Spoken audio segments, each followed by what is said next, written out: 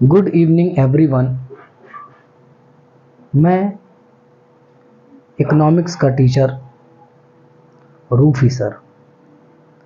जैसा कि आप लोग जानते हैं कि आज 16 मार्च है। 2 दिन बाद 18 मार्च को आपकी इकोनॉमिक्स के पेपर हैं।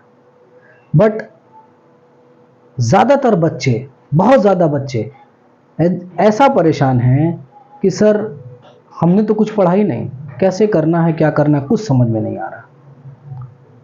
कोई दिक्कत नहीं है, कोई प्रॉब्लम नहीं। और ये वीडियो उन बच्चों के लिए नहीं है जिन बच्चों ने पूरा साल पढ़ाई की है। ये वीडियो उन बच्चों के लिए है जो बिल्कुल कंफ्यूज हैं, क्या करेंगे, पास हो पाएंगे कि नहीं हो पाएंगे, क्या लिखेंगे। आप बिल्कुल टेंशन मत लीजिए। ये वीडियो उन्हीं बच्चों के लिए है जो बच्चे एकदम परेशान हैं, उनका सर फटा जा रहा है कि हम 2 दिन बाद सर क्या करेंगे। जैसा कि आप जानते हैं कि इकोनॉमिक्स में 2 पार्ट हैं, एक मैक्रो इकोनॉमिक्स और दूसरा इंडियन इकोनॉमी डेवलपमेंट। सबसे पहले मैक्रो इकोनॉमिक्स में हम चलते हैं। आप जानते होंगे chapter number 1 some basic concept of macro economics. ये चैप्टर हम कैसे तैयार करें? ये चैप्टर बिल्कुल इजी है। इस चैप्टर में सिर्फ क्लासिफिकेशन ऑफ गुड्स है, final goods, intermediate goods, durable goods, non durable goods. ये आप सिर्फ रीडिंग करेंगे आपको समझ में आ जाएगा। लेकिन आप बिल्कुल परेशान नहीं होने की ज़रूरत है। आप इस चैप्टर का सिर्फ और सिर्फ हेडिंग तैयार कीजिएगा। हेडिंग में फाइनल गुड्स, इंटरमीडिएट गुड्स और भी बहुत सारी चीज़ें हैं जिनको बहुत ज़्यादा ध्यान देने की ज़रूरत नहीं है। रीज़न ये है कि इस चैप्टर से क्वेश्चन बहुत ज़्यादा पूछे नहीं जाते हैं। बहुत ज़्यादा हुआ, थोड़ा बहुत 1-2 नंबर का पूछ लिया तो बहुत ज़्यादा दिमाग नहीं लगाना है। दूसरा चैप्टर हमारा बहुत ही इजी है, मनी।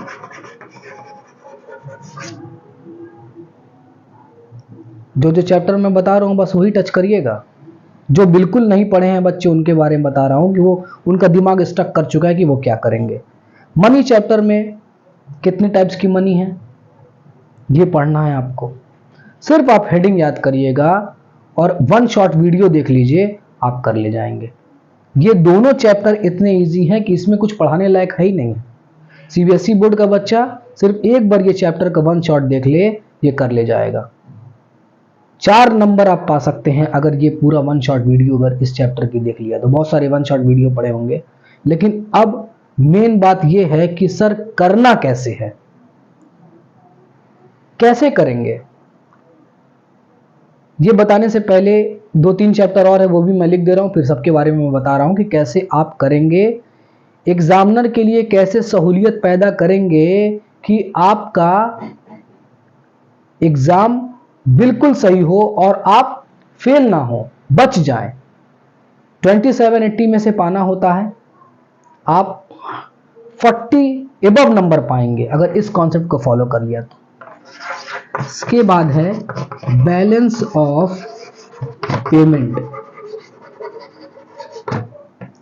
4th चैप्टर आपका है गवर्नमेंट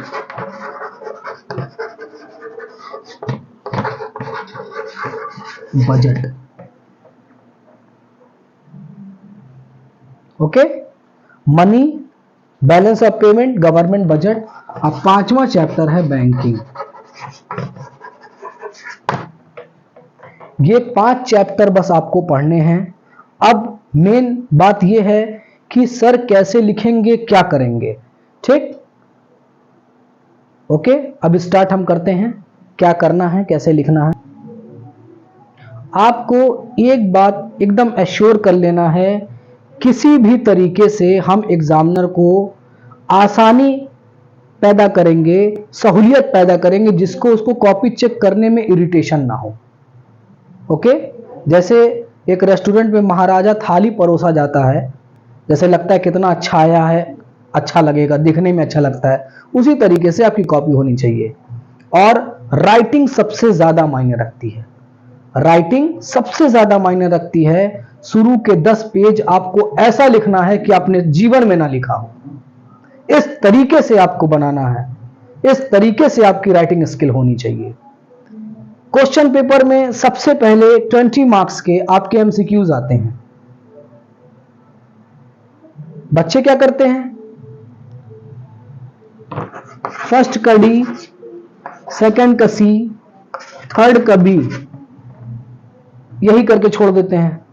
अब एग्जामिनर को क्या करना पड़ता है, एक बार चेक करेगा कॉपी और दूसरी बार देखेगा पेपर, उतने में दिमाग खराब होगा, काट के बाहर निकल जाएगा। लेकिन आपको यह नहीं करना है। अगर फर्स्ट का डी है तो क्या है, इकोनॉमिक एक्टिविटी, आंसर जो होता है वो भी हम लिखते हैं। सेकंड का सी है तो इसका आंसर क्या है, डेप्रिसिएशन है तो वो भी लिखते हैं। इसी तरीके से थर्ड का बी जो होगा वो आंसर होगा, वो हम लिखेंगे, ये एकदम एश्योर कर लीजिए। और एक चीज और, अगर थर्ड के बाद फोर्थ आपको नहीं आ रहा है, फिफ्थ आ रहा, तो ये कभी मत करिएगा कि हम फिफ्थ करके फिर सेवेंथ कर दे, फिर नाइन्थ कर दे, फिर 11 कर दे, ऐसा नहीं। आपको थर्ड के बाद अगर फोर्थ नहीं आ रहा तो उतारिए और स्थान खाली कर दीजिए। फिफ्थ नहीं आ रहा है लिखिए, लेकिन स्थान खाली कर दीजिए।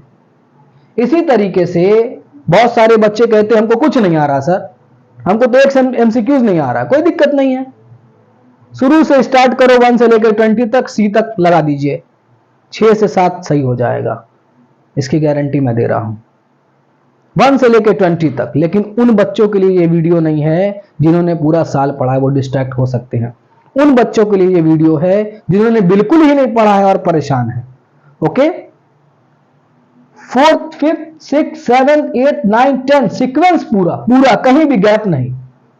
नहीं आ रहा है गैप छोड़िए, आएगा तब लिखिएगा। बिल्कुल नहीं आ रहा सब में सी, आंसर जो है सी का ये आंसर 7 सही होगा, 6 सही होगा। ये रहा आपका एमसीक्यूज का प्रोसीजर। अब आता है सर 20 के बाद क्वेश्चन नंबर 21 पर आएंगे। फिर क्या करेंगे, सपोज करिए कि बोल दिया हमसे डिमांड फंक्शन एक्सप्लेन कीजिए, एक्सप्लेन डिमांड फंक्शन। अब फंस गए, कुछ पढ़ा ही नहीं। लेकिन हाँ, डिमांड फंक्शन ये चैप्टर है, एक चैप्टर में आएगा। डिमांड फंक्शन आपका एग्रीगेट डिमांड, एग्रीगेट सप्लाई एक टॉपिक है, चैप्टर है, उसमें आपको ये डिमांड फंक्शन वगैरह मिल जाएगा। डिमांड सप्लाई के चैप्टर अलग अलग होते हैं, डिमांड के अलग है, सप्लाई के चैप्टर अलग है। डिमांड के चैप्टर में सर डिमांड फंक्शन कैसे लिखे, डिमांड फंक्शन लिखने के लिए आपको डिमांड का इंट्रोडक्शन आना चाहिए, छोटा मोटा वो तो आता ही, डिमांड क्या होता है।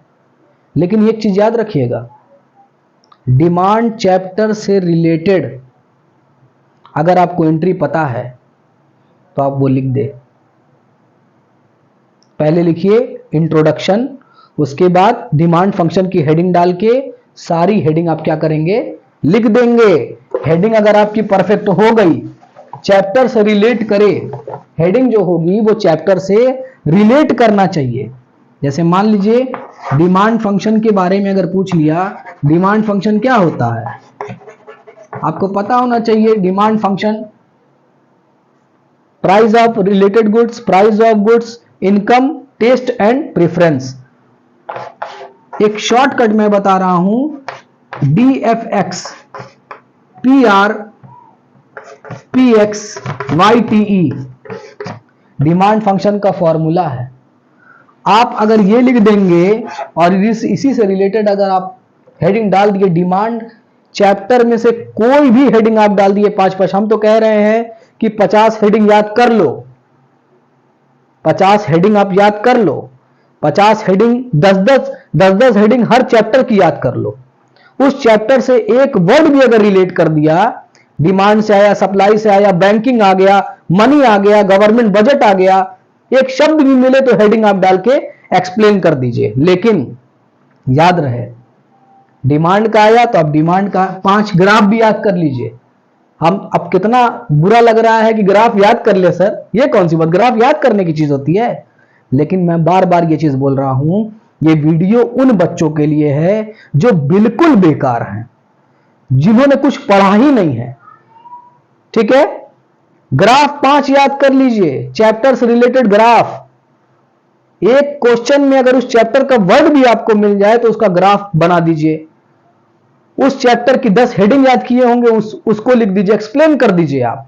One shot video in chapter, जो चैप्टर हमने लिखा था उनकी सबकी वन शॉट वीडियो देख डालिए, यूट्यूब पे बहुत सारी पड़ी है। ठीक, 10 मिनट की, 15 मिनट की, जितनी वीडियो आप देख डालिए। तो डिमांड फंक्शन कैसे रूल है, ठीक, जैसे मान लीजिए ग्राफ जानते ही है ना, वाई एक्सिस, एक्स एक्सिस, 30, 20, 10, 1, 2 ऐसे करके ग्राफ बनता है ना। ये ग्राफ 5 ग्राफ पूरी बुक में आपको दिया होगा, कोई हर चैप्टर में ग्राफ होगा, आप उसको डाल दीजिए। आप सपोज करिए कि सर चलिए ठीक है, 20 क्वेश्चन नंबर 21 में ऐसे आएगा तो हम कर लेंगे। सर क्वेश्चन नंबर 22 में अगर डिफरेंटिएट बिटवीन आ गया, मान लीजिए बोला डिफरेंस निकालिए, ठीक, मान लीजिए कह दिया मैक्रो इकोनॉमिक्स और माइक्रो इकोनॉमिक्स में डिफरेंस निकाल दीजिए। मैक्रो इकोनॉमिक्स और माइक्रो इकोनॉमिक्स में डिफरेंस अगर पूछ लिया तो यहां पर हमको वर्ड मिलना बहुत मुश्किल हो जाता है। एक कॉलम यहां और खींच दो, लिखो बेसिस। अगर एक वर्ड आपको मिल गया ना, नेचर, तो मैक्रो इकोनॉमिक्स में नेचर कैसा होता है कुछ लिख दोगे चल जाएगा। बेसिस, एग्जामिनर जो है बेसिस चेक करेगा, नेचर, दूसरा डालेंगे पर्पस, तीसरा डालेंगे एडवांटेज और चौथा डालेंगे प्रॉफिट। मिल गया, 4 में से 3 देगा, लेकिन देगा जरूर, ये जान लीजिएगा। डिफरेंटिएट बेसिस के आधार पर अगर आपने डिफरेंस लिख दिया तो आपको नंबर मिल जाएगा।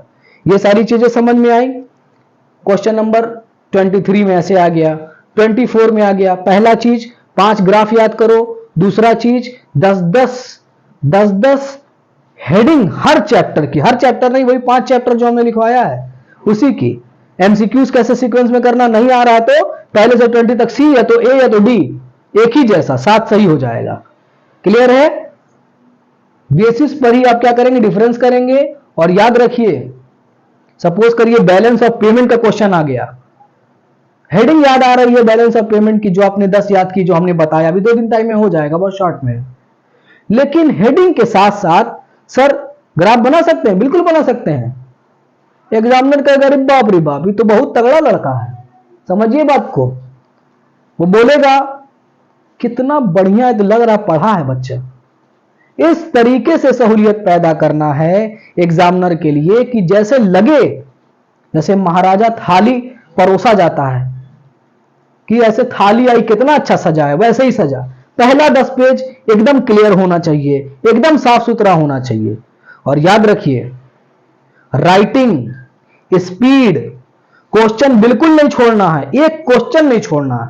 नहीं आ रहा है कुछ और लिखो, लेकिन लिखो जरूर। 20 पेज से ऊपर आप लोग को लिखना है। इसके लिए आपको कुछ भी करना पड़े, आपका 1 घंटा आपके जीवन को बर्बाद कर सकता है।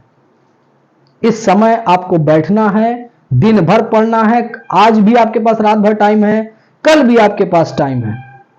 आप इस फॉर्मूले को नोट कर लीजिए, आप जरूर पास होंगे। अब आ जाइए नेशनल इनकम में। सर नेशनल इनकम के क्वेश्चन अगर आ गए तो मैं क्या करूंगा? कुछ नहीं करना है बाबू। नेशनल इनकम 3 तरीके से फाइंड आउट की जाती है, expenditure method, value added method, income method. ठीक, किसी एक का फॉर्मूला लिख लो। ग्रॉस से नेट बनाने में डेप्रिसिएशन प्लस करते हैं कि माइनस करते हैं, ये तो पता होगा आपको, बुक में दिया होगा। डोमेस्टिक से नेशनल इनकम बनाने में एनएफआईए प्लस करते हैं कि माइनस करते हैं। ठीक, मार्केट प्राइस से फैक्टर कॉस्ट बनाने में नेट इनडायरेक्ट टैक्स प्लस करते हैं कि माइनस करते हैं। इनकम, नेशनल इनकम फाइंड करने पर अगर आपको कुछ ना आए तो उसका फॉर्मूला ही लिख दोगे, तब भी चल जाएगा। मल्टीप्लायर कभी पूछ लिया, मल्टीप्लायर कैसे निकालेंगे? K is equal to 1/1 minus MPC। कभी कभी एक नंबर में सब दे देता है, यही उतार के चले आओगे। दे देगा नंबर, बोलेगा अरे पढ़ रहा लड़का। वहां बैठे हैं आपको पास करने के लिए, वहां बैठे हैं लोग, वो अप्रोच देखना चाहते हैं आपकी कि यह बच्चा कितना कोशिश कर रहा। आपके राइटिंग स्किल में कोशिश दिखनी चाहिए। ऐसी कोशिश करिए कि 27 से ऊपर नंबर आए आपका। बताने के लिए तो बहुत कुछ है, ये तो इकोनॉमिक्स से कोई बात नहीं। मेन मैं अकाउंटेंसी पढ़ाता हूँ, इकोनॉमिक्स भी पढ़ाता हूँ। अकाउंट्स में तो ऐसे वीडियो बना दूंगा कि आप लोग को लगेगा, एग्जामिनर को लगेगा कि बच्चा कोशिश किया, फाइनल अप्रोच थी लेकिन कर नहीं पाया। आप करेंगे। अकाउंटेंसी की क्लास 18 तारीख से लेके 22 तारीख तक डेली एक वीडियो मैं डालूंगा, और मैं सिर्फ यही मैं बताऊंगा कि उसको किस तरीके से आपको करना है। आप लोग जरूर देखिएगा, ठीक है। और एक तो मैक्रो इकोनॉमिक्स में हो गया। इंडियन इकोनॉमी के चैप्टर देख लीजिए। मैक्रो में तो 5 चैप्टर थे, इंडियन इकोनॉमी के चैप्टर देख लीजिए। इंडियन इकोनॉमी के चैप्टर हैं इकोनॉमिक रिफॉर्म्स 1991, और लास्ट चैप्टर है इंडिया चाइना पाकिस्तान। जरूर याद करिएगा, यही सब में आजकल हलचल चल भी रही है, देश में यही सब हो भी रहा है दूसरे देशों से। पहला चैप्टर, दूसरा चैप्टर और तीसरा है इंडियन इकोनॉमी। पहला chapter in the eve of independence, तीसरा चैप्टर है। और चौथा चैप्टर आपका है, चौथा चैप्टर आपका इकोनॉमिक रिफॉर्म्स हो गया। इंफ्रास्ट्रक्चर तो आ नहीं रहा है, पॉवर्टी तो आ नहीं रहा है, ठीक है। Employment, most important chapter employment. सबकी वन शॉट वीडियो देख डालिए, सबके 10-10 हेडिंग सारे चैप्टर की याद कर लीजिए। हेडिंग डालिएगा, इंट्रोडक्शन लिखिएगा, एक्सप्लेन कर दीजिएगा। 22 से 25 पेज भरना है। चलिए आज के लिए इतना, चलते हैं। 18 तारीख से मिलते हैं अकाउंटेंसी की, जो कि मेन है। उसी में बच्चों का ज्यादा बैक लगता है, वही परेशान है, करना क्यों है। वो सारा 5 वीडियो में वो सारा मटेरियल यहाँ लिख लिख के मैं दे दूंगा। हो सकता है मैं ये बोर्ड यूज ना करूं, साथ अपेयर नहीं आपको, मैं दूसरा करूंगा। चलिए मिलता हूं मैं 18 को। Okay, good bye.